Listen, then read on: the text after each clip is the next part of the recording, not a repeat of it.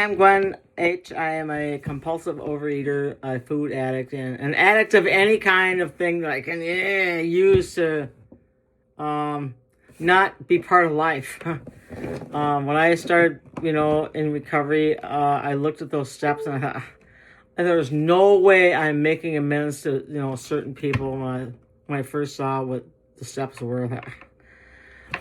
I'm not doing them. I'm not doing nothing for them. I'm not going to do anything for them because they owe me. I did not want to, follow the steps of it. But that was at the very beginning. And through working the steps and with a sponsor, always with a sponsor, I've been led gently through them to the point where I've been changed from the inside to where I know that it's beneficial for me to make amends with people, even the ones that I felt that harmed me. Because you've probably heard the phrase, I need to keep my side of the street clean. I need to keep my side of the street clean. And even people that were on that list that I said never, never, never, I've gotten to a place in my recovery where I'll make amends to anybody that I've done anything that has been wrong, that has injured them. And that's not because I have grown.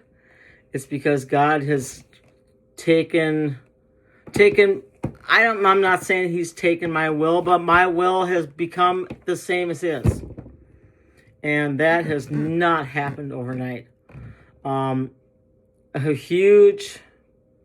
A huge step 9 that I have just inadvertently done for just the last 2 days. My first husband, I'm a number 3, has kind of left, walked out from my life and his kids' lives 30 years ago. And we really haven't heard anything from him since.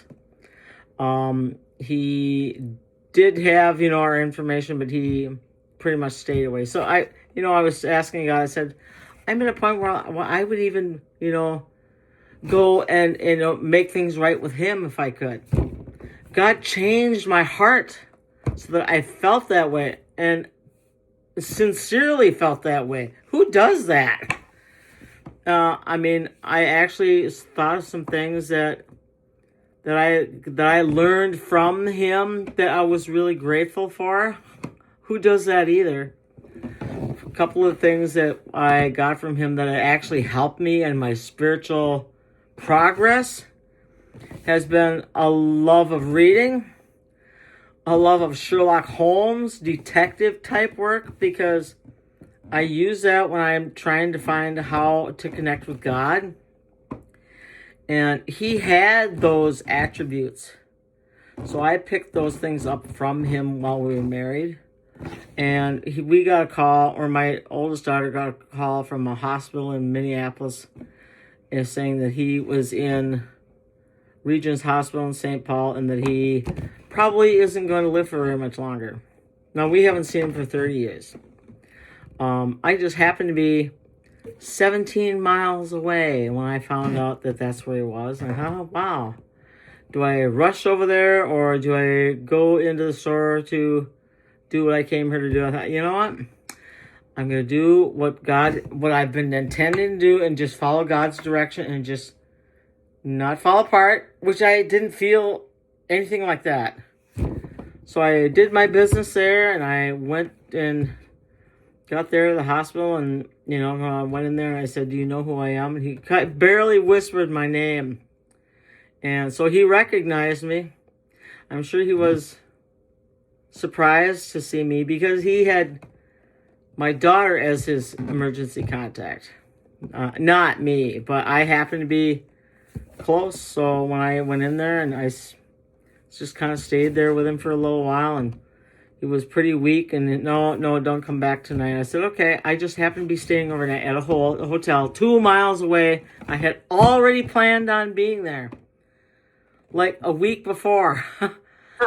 Yeah, on how God put this together for me, I have no idea. But I stayed overnight at the hotel. I was doing some research at the Minnesota History Center there. And the next evening I went back. And I was there for, just a while. I didn't really talk with him. I just played some music. And was just a comforting presence. I didn't try to hammer out anything because God wasn't directing me to do that. God helped me through the entire visit, I guess. And then one of my daughters and granddaughter showed up to visit with him, so I left. The next day I went in there again, and I wasn't really sure what to do.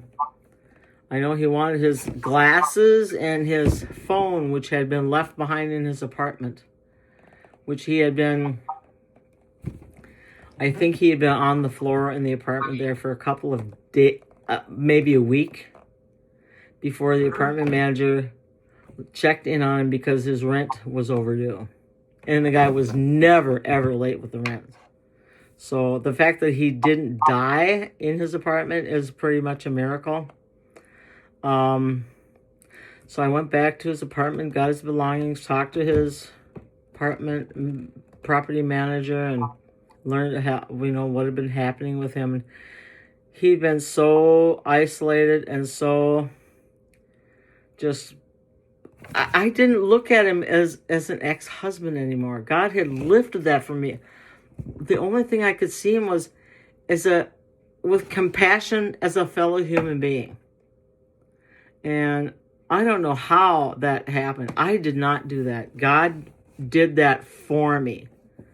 So when I left to go back to his apartment, I left my phone and a set of headphones and put on a playlist of music so that he had something to listen to. And when I came back, he was sleeping, just sleeping. And I was there for maybe an hour after that, and he slept the whole time I was there.